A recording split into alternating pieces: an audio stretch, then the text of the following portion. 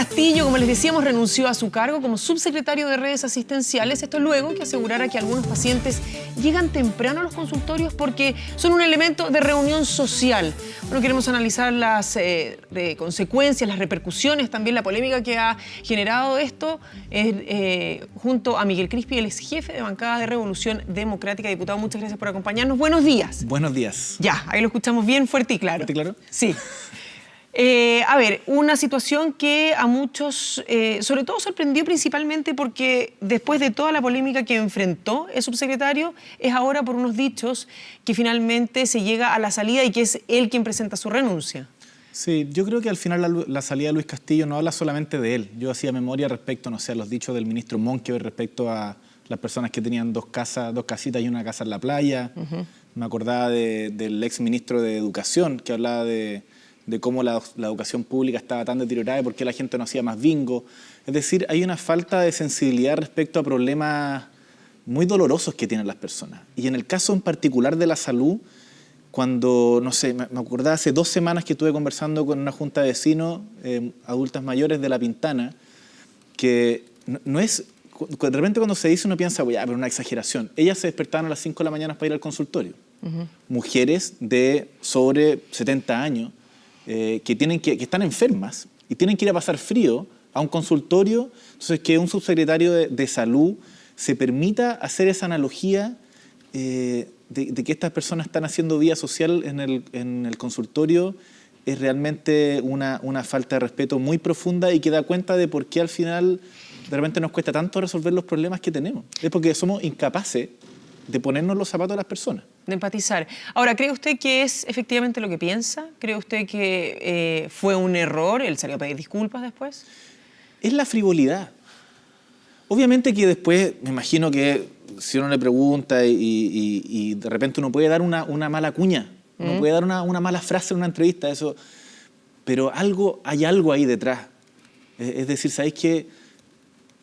Dejémonos de cosas y de repente las personas también son responsables de los problemas que tienen. Y en este caso, cuando estamos hablando de... La realidad es que en Chile las personas la mayoría tiene que esperar por una atención en el consultorio. Tiene que esperar porque le den un medicamento en el hospital. Tienen que esperar a que le hagan un examen. Tienen que esperar años para que le hagan una cirugía. Y ese tipo de frase habla de la frivolidad que yo creo que se hablaba mucho de un gobierno que gobierna desde Apoquindo 3000. Yo creo que un gobierno que está muy alejado de las personas. Y eso al final, con lo de Castillo, por eso, esta es la gota que rebalsa el vaso. Yo creo que Mañalich también cuando llega señala que ya se venía la salida de Castillo, todos lo sabíamos. Pero a mí me llama mucho más la atención, que creo que es como una característica de este gobierno, esta frivolidad de no entender lo que está pasando con las personas. Ahora, de parte del oficialismo, la senadora Van Rysselberghe dice hace tiempo que él quería renunciar, estaba cansado. Bueno, ese ya es un tema de Castillo. A mí no me importa poco, a mí me importa que ojalá el gobierno pueda resolver los problemas porque también en su salida también se esconde, a mi juicio, una mala gestión. La campaña de invierno que tuvimos este año, el tema de las vacunas, cuando vemos hoy día realmente, mira, ayer a Giorgio le llegaba un mensaje de un funcionario del Félix Bulnes en Quinta Normal, dice, no nos quedan redes de oxígeno. Ya no se pueden recibir pacientes intubados por más de 12 horas y sin declarar contingencia. Estamos atendiendo guaguas de días con sus mamás sentadas en sillas. Ya no estamos dando abasto y las autoridades solo nos hacen la bicicleta con medidas parche. Son los mensajes que en este momento de invierno, con las temperaturas que hay, con cómo aumentan las enfermedades, nos llegan de los centros hospitalarios de salud pública, que son responsabilidad del subsecretario de redes asistenciales. Entonces, también aquí hay una mala gestión, por eso que uno puede quedarse como en lo que dijo. Yo creo que está bien que salga, que está bien porque aquí hay un trabajo que no se estaba haciendo bien y que bueno que ojalá, la verdad es que la persona que viene también tiene un currículum bastante de la atención más privada, de la gerencia de la salud privada fundamentalmente. Pero bueno, a nosotros lo que nos importa es que se empiecen a resolver los problemas que tenemos en la salud pública. ¿Y para usted cuáles son las razones por las cuales no salía? Uno lo desconoce, no sabe si hay presiones políticas. A mí me parece que también el gobierno y en general conocemos al presidente que de repente es muy tosudo y cuando se le dice tiene que renunciar, es como un gallito. Y yo creo que le hace mal al final a la política, le hace mal en este caso a la salud pública, que es responsabilidad de esta autoridad, porque es obvio que tenía que haber salido hace mucho tiempo. O sea, una persona que está inhabilitada para dialogar y parlamentar con los senadores, con los parlamentarios. Bueno, obviamente que se le dio haber pedido la renuncia hace mucho tiempo. Mañanich lo anunció el día que asumió y yo creo que el gobierno aprovechó esta coyuntura para pedirle la renuncia. Que él dice que él entrega la renuncia, pero me cuesta mucho creer que no haya habido una conversación previa en que se la hayan pedido. Ahora, usted habla de una mala gestión respecto de lo que es el área de salud. Hay distintos problemas en los cuales sabemos que Chile necesita ponerse más las pilas, necesita trabajar más. Entre ellos, el área de la salud, las listas de espera, los hospitales, la cantidad de hospitales en distintos sectores, la atención rural. ¿Dónde cree que deberían ponerse las fichas hoy? El nuevo subsecretario debería hincar, digamos, el diente, como se dice en chileno, para poder mejorar la situación de esos vecinos de los cuales usted nos estaba hablando. Ahora, a mí me parece que en general tenemos que cambiar el enfoque. Brilla mucho más cuando ponemos la primera piedra a un hospital, cuando en verdad lo que tenemos que hacer es poner la fuerza a la atención primaria. Nos gastamos millones de dólares, hoy día, por ejemplo, 31.000 millones de pesos en el hospital digital. Y bueno, ¿dónde están las grandes campañas del gobierno, del Estado, para prevenir las enfermedades? Necesitamos más centros oncológicos, claramente, pero ¿cuáles son las políticas para poder mejorar la alimentación de las personas, que tengan una vida más saludable, de modo de no llegar a esos límites? Eso pasa en la atención primaria, y en eso viene la discusión de presupuesto. Hoy día son menos de 6.000 pesos lo que se le está entregando en promedio por parte del Ministerio de Salud al municipio por persona inscrita en un consultorio.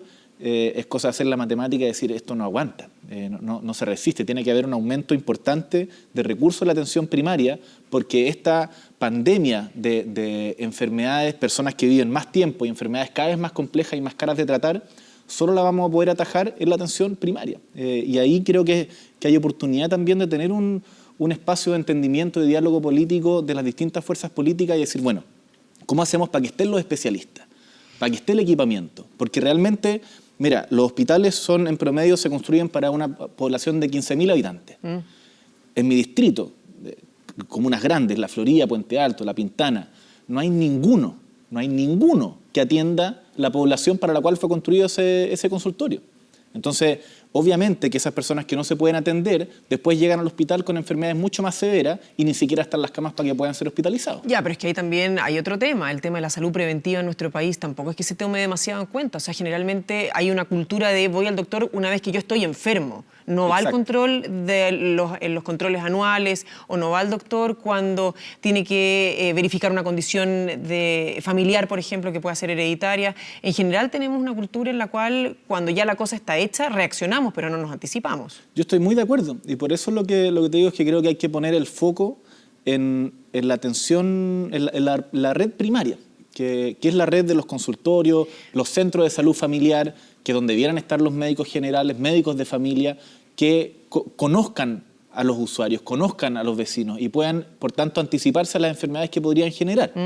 Pero lo que yo observo es que, como te decía, brilla mucho más el hospital y se va mucha plata a los hospitales. Necesitamos una red más ampliada, pero aquí tenemos que jugar a dos bandas, porque si no siempre la red hospitalaria va a estar tremendamente colapsada si es que no ponemos más lucas en la atención primaria.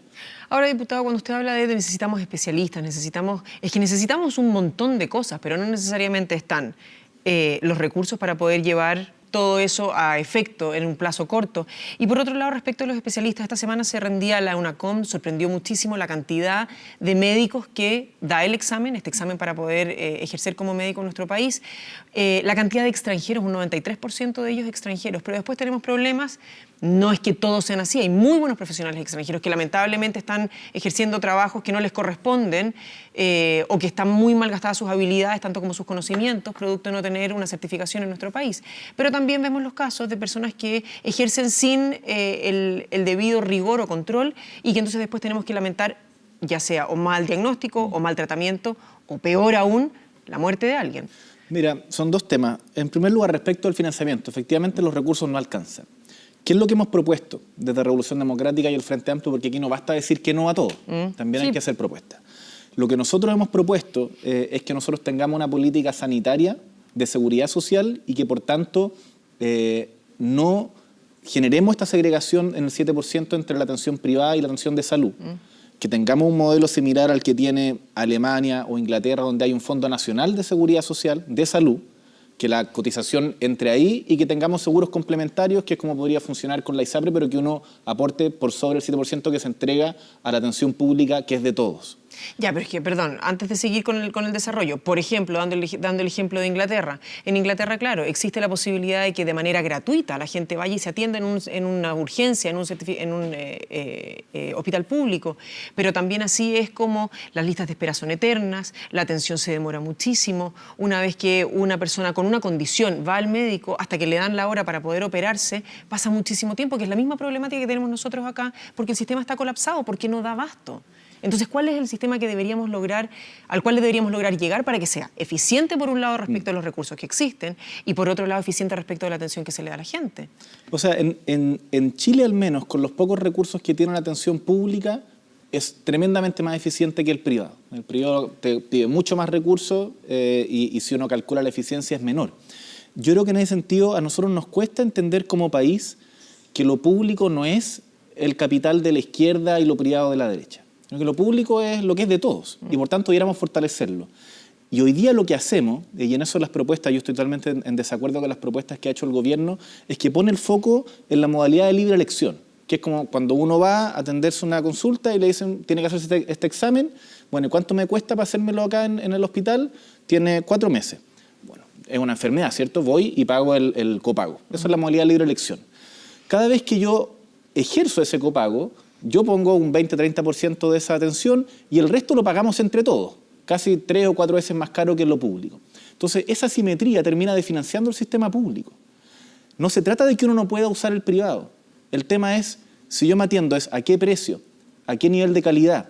Y en eso, nuestra propuesta es que podamos cotizar ese 7% en un sistema nacional de salud, nuevamente, como te decía, y que la atención es complementaria, porque cada uno, si además uno quiere tener un mejor tiempo, bueno, puede pagarlo, pero eso no significa que el tiempo del otro, que el que no puede pagarlo, no ocurra. Y en ese sentido, hay distintas experiencias internacionales, ninguna como la que tiene Chile. El sistema de salud chileno es como Estados Unidos, Israel. Si uno mira Holanda, Alemania, hay algunos que tienen que no hay 7%, sino que todos vía impuestos y los impuestos son mucho más altos. Hay otros que tienen una cotización que rondea al 7%, un poco más, un poco menos, pero que va al sistema de salud público, donde en general las personas se atienden. Y no hay, o sea, en Inglaterra efectivamente, Inglaterra no está peor, no está ni cerca de lo que tenemos nosotros, en mi opinión. Pero además lo que a mí me sorprende, el sistema inglés se hizo después de la Segunda Guerra. Fue un pacto nacional. Después vinieron los gobiernos de la Thatcher, que era la más liberal de todas, la más neoliberal. No se le ocurrió tocar el sistema de salud. No está en su ADN como, bueno, vamos a privatizar, porque se entiende que cuando hay una demanda, cuando yo estoy ante la enfermedad, voy a pagar el precio que pueda pagar. Pero es que, diputado, ¿sabe qué? Y está muy bien, pero todo lo que estamos hablando es el papel, y el papel aguanta un montón. Y justo los dos sistemas los conozco muy de cerca, tanto me tocó mientras, y pongo el ejemplo mío porque es lo más cercano que tengo, mientras vivía en Estados Unidos y teniendo una hermana viviendo en Inglaterra. En este caso, tanto el sistema inglés como el sistema americano, tienen realidades completamente distintas a las nuestras, donde la medicina preventiva sí es algo que se usa, el rigor respecto a los exámenes anuales que se hacen es muchísimo mayor respecto de la falta de hábito que tenemos nosotros. O sea, de nuevo, tratar de agarrar el modelo islandés y plantarlo en Chile, cuando las realidades que tenemos son distintas. En Islandia la gente no tiene que andar 2 horas en micro para llegar a su casa. Entonces, de nuevo, sí, un sistema que en el papel puede funcionar más o menos, pero que en la realidad no necesariamente da la respuesta de los usuarios que necesitan, como además, cuando no funciona en el 100% bien en sus países de origen, lo queremos implementar en el nuestro. Pero si nosotros mantenemos, primero, si mantenemos las cosas como están, las cosas no van a cambiar. Yo creo que eso es obvio. Bueno, lo que propone el gobierno no es distinto a lo que tenemos. Pues ahí está, el foco que ha puesto el gobierno está en ISAPRES. O sea, la noticia que el ministro partió diciendo. Por eso, pero entonces la propuesta que hacen ustedes, perfecto, coticemos de manera distinta, los recursos son de todos, sí, pero hay una falta de educación que hay que dar de por medio, hay una falta de información que se tiene por parte de las aseguradoras, en las cuales, como usted bien decía, cuando alguien está enfermo, no sale a cotizar, sale a tratar de pagar lo mejor posible que puede en un tiempo que sea el menor para tratar de sanarse o sanar a un familiar o un hijo. Entonces, es un mercado súper sensible. Yo estoy muy de acuerdo, y no hay una bala de plata, por eso que antes hablamos primero de la atención primaria, Por eso es que hablamos de las campañas de prevención, porque lo que hay que impedir es que las personas lleguen al consultorio y lleguen a enfermarse. Pero también hoy día tenemos una crisis de financiamiento. Sí, pero lo vemos incluso con la vacuna de la influenza, diputado. Vacúnese, y al minuto en que nos vacunamos es cuando empezamos a ver que hay gente que muere producto de que no tenía puesta la vacuna y no necesariamente era la población de riesgo, y ahí es cuando colapsan los consultorios, la cantidad de vacunas no es suficiente, pero en marzo había vacunas para gran parte de la población de riesgo y nadie se iba a vacunar, o muy poquititos. Yo creo que estamos de acuerdo, de verdad. O sea, no, como te decía, no hay una bala de plata. Hoy día tenemos un problema respecto a la cultura de la salud. Me parece también que hay una cosa bastante general, que es que terminamos al final discutiendo mucho más tiempo respecto a cuánta plata más vamos a gastar, respecto a cómo vamos a impedir que en el futuro sigamos gastando y gastando y gastando porque no somos capaces de atajar las enfermedades inicialmente. Y eso ocurre con campañas de prevención, y eso ocurre, a mi juicio, fortaleciendo la atención primaria de salud. Diciendo eso, hoy día tenemos un problema estructural de financiamiento. Y a mi juicio, si seguimos haciendo lo que estamos haciendo, si seguimos pagando 3 o 4 veces más mediante la modalidad de libre elección, vamos a seguir desfinanciando el sistema público. Y por eso lo que hemos propuesto es un seguro nacional de salud, donde también, o sea, esto no es algo que haya salido de nuestra imaginación. Hay una propuesta que está desarrollada en la Comisión Bachelet que hizo, o sea, está modelada la transición. Esto no es una idea loca. Y creemos que sería mucho mejor para el país, sobre todo por las condiciones, como tú decías, de cómo es Chile. Un país altamente segregado, con una distribución del ingreso brutal, donde efectivamente si el 7% que se va a la ISAPRE en gran parte no se usa, se va directamente a los bolsillos, y además es la población más joven, la que menos se enferma, la que tiene menos prevalencia, entonces, bueno, esos recursos podrían estar mucho mejor utilizados. En mi caso, yo estoy en FONASA. Cotizo al tope. Si yo me fuera a FONASA, o sea, si me fuera a ISAPRE, yo como no uso el sistema de salud, se va directo al bolsillo de los dueños de la ISAPRE. Mientras que estoy en FONASA, y esa es lo que financia en parte las atenciones, y cuando yo esté enfermo espero que también haya esa solidaridad. Y lo que le decíamos en su entonces al ministro Santeliza, y le decimos hoy día al ministro Mañalich, si es que el gobierno está convencido de que la solidaridad es importante en el modelo dentro de las ISAPRE, bueno, entonces, ¿por qué no puede haber solidaridad entre ISAPRE y FONASA? Yo de verdad no lo entiendo. Solidaridad entre pobres y solidaridad entre quienes pueden pagar. Eso creo que no habla de comprender cuál es la realidad socioeconómica del país. Estamos repartiendo pobreza al final. Y en eso nosotros como partido tenemos una propuesta, la estamos impulsando, y esperamos de nuevo también en la discusión de presupuesto y otras políticas darse cuenta que esto es un continuo y que tiene que ver con que el enemigo principal es la enfermedad. Y en eso creo que estamos perdiendo por paliza.